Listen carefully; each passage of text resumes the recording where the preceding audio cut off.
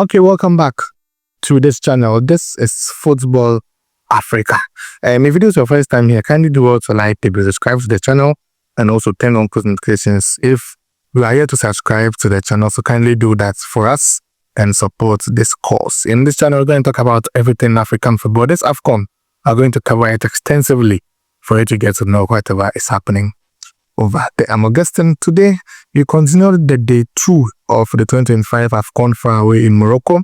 We started with Mali playing a 1-1 draw with Zambia. South Africa also beating Angola by 2-1, and also Egypt beating Zimbabwe by 2-0. Now, you go into this game, share our thoughts on it, and also we'll also let us know what you think also in the comment section, so that you basically finish that also over. We start with the game between Mali and also Zambia over there. That game ended 1-1. To burst the bubbles, Zambia won the AFCON in 2012. Since they won the AFCON in 2012, Zambia are yet to win a game in the AFCON. Since then, they are yet to win a game in the AFCON. There was a game where Paxton Daka scored in the 92nd minute to earn a point for the Chipolopolos, and that was he showing that he's one of their biggest players in the team. Of course, Mali were the better side. They had more possession of the ball. They had 53% of the possession. Zambia had 47%. They had better XG, expected goals. They had 1.98 expected goals, while Zambia had 0.68.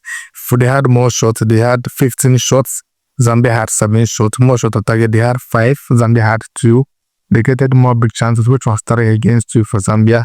And they had more shots in the opponent box, which was 13 to 10 for Zambia. But they were just unfortunate and couldn't convert those chances. And for Mali, their next games against the host of Morocco, and they need to do better, need to show how clinical they can be up front to prove that they are actually ready to contest for this AFCON. But of course, Mali is not part of my favorites. Mali is not that type of a top team to actually win that AFCON, but they really need to get somewhere quarter or semi-cent, try to show that they've got the good guys. For Zambia, the next games against Comoros, who lost their first game to Morocco by 2-0, and I believe that Comoros will also show some resilience in that game against Zambia, and that game I expect it to be a very cagey one. Let me know what you think about this game also in the comment section beautifully also over there. The next game was between Zimbabwe, the next game was between South Africa and also Angola. But South Africa and Angola, the game started very well. I mean, it was a killer contested game, and that saw quality showed from both teams. South Africa looked very sharp earlier in the game, but then the Angolans grew into the game and showed that they've actually gone the men to also fight for the ball. They did very well individual brilliance from Lion Foster, and also Apollos gave the lead to South Africa, and Angola equalized the first half. And also the second half, Lion Foster showed that his quality and that individual brilliance, and South Africa had a maximum points also over there.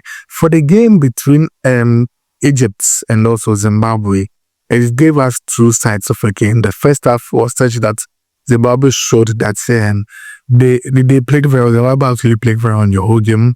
They matched the Egyptians good for good, especially in the first half. They showed proper off the ball movements. They showed numbers almost everywhere, especially in their box, and get on almost every second ball. And they displayed a raw curved transition from the back.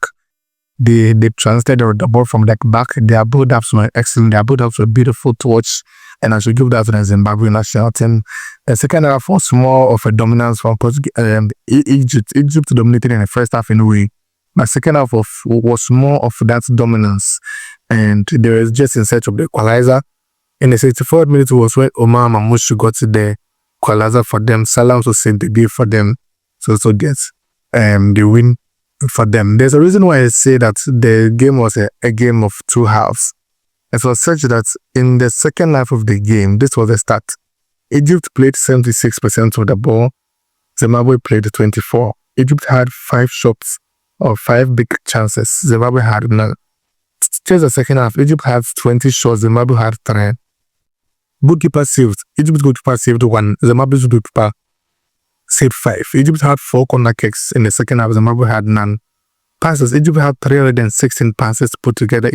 Zimbabwe had 105.